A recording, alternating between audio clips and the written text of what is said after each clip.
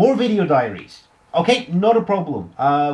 We'll keep looking at handsets. Yeah, try and put some stuff in them and slow down. Got it. No problem. No problem, Rafe. Yep, gotta go. Yep. People in the phone. Right. Okay, hi everybody. Ewan Spence here. It's what would we call it? Season 2 of the Symbian Video Diaries, as I take a look at some of the greatest Symbian handsets that are out there. Right now, well, there's only one phone on everybody's lips, and it is not that one. It's the Nokia E75. I like phones with the number 7 in them, but there we go. Right then, the E75. Some would say it is the poor man's N97. For all we know, it's called the Stig. No, that's not true. Can I say that?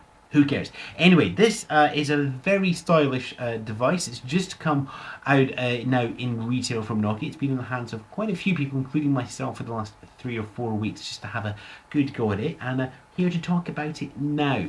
The styling itself, it's red. It's a different colour for a phone. It happens very occasionally, so that's worth pointing out. Let's just flip around the outside. First of all, a proper headphone jacket, 3.5mm. With our volume keys, the memo button, camera shutter key, which is in the middle, and to keep you real-time press, it's press now, and the camera's on, and press now, and we have a picture. So it does take a little bit of time, but to be honest, that's the same for most of them. These things, leave them running in memory, and you don't have a problem. Microphone socket at the bottom, tiny charging jack at the bottom. Unlike, say, something like the N85, it's not yet made the transponder charge over USB, but I'm sure that will be happening in the near future. What it does mean, though, is of course that when I'm carrying devices like the N95, the 5800, when I'm traveling around, I don't have to carry a different adapter. Now, the whole point of micro USB is you can eventually charge from your laptops, but not all laptops will charge over USB, especially little tiny micro ones like this that I carry. Doesn't supply enough power over the sockets, so it's always nice to have a standalone adapter. Moving up the side, we have 2 gurney flaps, one of them for the ubiquitous micro SD card, and one of them for a force-fed micro USB, which does not charge over it. And feeling the device, you realise that it is pretty solid. It's metal all the way around. It's got this lovely mirrored finish on the back, but ridged with lines, so you just get a good traction on it, as well as the fingerprints don't leave too much of a mark, and your 3.5 megapixel standard autofocus camera with a tiny mirror so you can see what you're doing, unlike on the N95, which I'm using now, so I'm making my best guess. It's very nice. It feels solid. It's heavier than something like the 5800, and you can certainly bang nails in with this. Like that.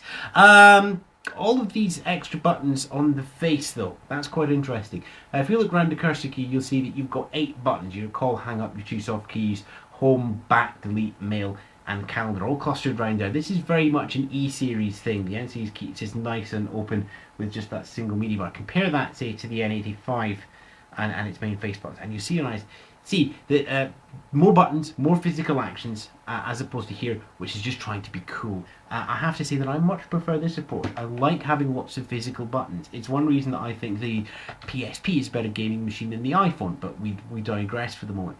What it does mean, though, is it can get very cramped down here, so you kind of have to aim off to get the keys at the side, and the ones in the middle you have to press pretty square on. Same goes both good and bad for the main number pad keys. They're separate bits of plastic, which means they all have their own travel. The 5 key has raised ridges which allow you to locate it with your thumb. Something missing on the QWERTY keyboard, which I'll come to in a second. The only thing is, because they're so far down the machine and the machine has a little bit of weight in it, it does feel quite floppy sometimes, even though it's quite hard. And I do worry that this red beast is just going to fall out of my hands. Unlike, say, on the N85, which does have the slider and much larger surface area and is lighter, the balance point there is, because it's taller, it's just a little bit it's just better balanced, this one, for in the hand, but it's also lighter and slightly cheaper in construction. On balance, I think I'd prefer the E75 because, of course, you can do this. Oh! And have a little slide out QWERTY keyboard. There's the one flaw with that, though. There's a slight pause as the screen moves around when you change modes. Now, I know there are technical reasons for that, but I'm not here for technical reasons. I'm here for impressions. I'm not very good at impressions either. I'm a clinical psychologist. Right then, there are no bumps on here. Remember how I said there was raised bumps here on the 5 key?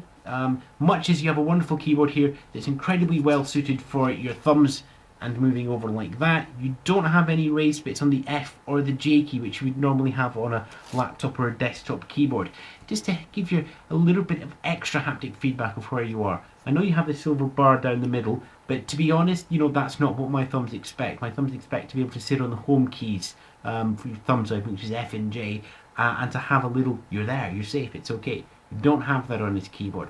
That's probably my only complaint about the keyboard. I love the fact that they've recessed the numbers down onto the QWERTY, which means that you don't have very thin keys.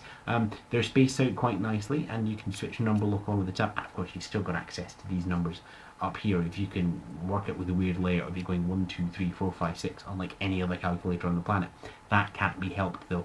But you do have options in that. Your character brings up your multiple choice options, and it's got a great snappy noise. Now, I'm sure some programmer out there is already hard at work in some Java WRT widget, so whenever it opens it goes